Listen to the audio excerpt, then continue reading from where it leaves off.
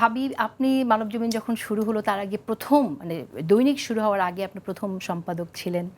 তারপরে আপনি প্রকাশক শুধু। না, মানে আমি কিন্তু সম্পাদকও। ও হচ্ছে মানবজমিনের প্রধান প্রধান সম্পাদক, সম্পাদক আপনি, আমি সম্পাদক। সম্পাদক এবং এবং প্রকাশক। হ্যাঁ। সম্পাদক এবং প্রকাশক। এখন সেই জায়গায় একটি প্রশ্ন করতে চাই আমি, মতি ভাই আপনি কি মানে নারী নেতৃত্বের জায়গায় তাকে মানে যাতে নারী নেতৃত্ব না থাকে সেজন্য কি প্রধান সম্পাদক হয়ে গেলেন কিনা? না, না, না, না, না, নারীর নেতৃত্ব তো অবশ্যই আছে। আর একটা কাগজের প্রকাশক সম্পাদকই কিন্তু আসলে সব। আর আমরা আদালতে যখন দাঁড়াই, আচ্ছা। দুজনকেই দাঁড়াতে হয়।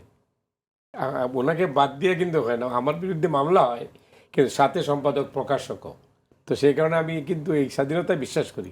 আমি তো নারী স্বাধীনতা, অবাধ স্বাধীনতায় বিশ্বাস করি। আমি এই মানে কম্প্রোমাইজ করতে চাই না। ডিসিশন মেকিংগুলো যখন হয় পত্রিকায় ক্রুশিয়াল মোমেন্টে, তখন আসলে ভাবির সেটা কতটুকু থাকে এবং কে কাকে ওভাররাইড করে ডিসিশন মেকিংয়ের ক্ষেত্রে বাসায় এবং কাজে? না, এটা হলো কি যে পত্রিকাতে অনেক খবর ও অনেক সময় আমাকে বলে যে এটা কি দেওয়া ঠিক হবে। আমি যদি মনে করি যে বলি যে হ্যাঁ এটা দাও, তাহলে দেয়। আবার অনেক সময় হয়তো বলি যে না এটা দেওয়া ঠিক হবে না, এটা সে কিন্তু শোনে। এটা এটা আমার কাছে খুব ভালো লাগে, কারণ আমার চেয়ে সে অনেক বেশি অভিজ্ঞ।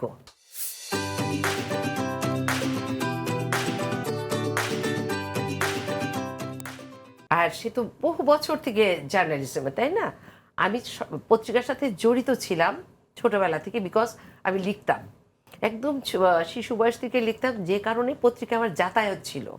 যাতায়াত ছিল বলেই আমার মনের মধ্যে কিন্তু একটা সুপ্ত বাসনা ছিল যে যখন দেখতাম যে সাংবাদিকরা ক্যামেরা কাঁধে হাঁটছে, তারপরে নিউজ লিখছে, আমার কিন্তু মনের মধ্যে সবসময় ছিল যে আমি যদি কখনো সাংবাদিক হতে পারি। তা আমি যখন ঢাকা ইউনিভার্সিটিতে ভর্তি হলাম, আমার একটা তখন ধারণা ছিল যে জার্নালিজমে না পড়লে কেউ সাংবাদিক হতে পারে না। তো যাই হোক, পরে আব্বা আম্মা বললেন যে না, সাংবাদিক হবা, রাত বিরাতে একা একা ফিরতে হবে, তোমার চ্যালেঞ্জ নিতে হবে, তুমি একটা মেয়ে মানুষ, এটা তোমার দ্বারা সম্ভব হবে না। মানে ওনারা এই রিস্ক আমাকে নিতে দিলেন না। তো আমার না মনের মধ্যে একটা কষ্ট থেকে গেছিল। আমি ফিনান্সে অনার্স মাস্টার্স করেছি, কিন্তু আমার না সাংবাদিক হতে পারলাম না। কিন্তু পত্রিকায় প্রচুর যাওয়া আসা ছিল আমার। আগে তো ওই যে বাচ্চাদের ইয়ে হতো, সাহিত্য সভা হতো, ওগুলোতে যেতাম, ভাই আম্মা নিয়ে যেতেন, আমরা গিয়েছি, আমার ছোট বোনরাও যেত সাথে। তারপরে যখন বিয়ের প্রপোজাল আসলো, অনেক রকম এসেছিল, মানে রাজনৈতিক নেতা, তারপর আর্মির লোকজন, অনেকে ছিল, ডাক্তার, ইঞ্জিনিয়ার। কিন্তু যখন সাংবাদিক বলেছেন না, বেছে নিলেন? হ্যাঁ, তখন আমার মনে হলো কি যে নিজে হতে পারিনি, অন্তত সাংবাদিকের বউ তো হতে পারবো। এই জন্য কিন্তু ওকে পছন্দ করা। তো যাই হোক, যখন ও আমাকে এসে বলল যে, এরপরে আমি কিন্তু লেখালেখি নিয়ে ব্যস্ত ছিলাম, বই ছিল না। বইটা কিন্তু প্রথম ও করেছে। আমাকে বলেছে তুমি এত ভালো লেখো, এত সুন্দর হাত তোমার, বই করো না কেন?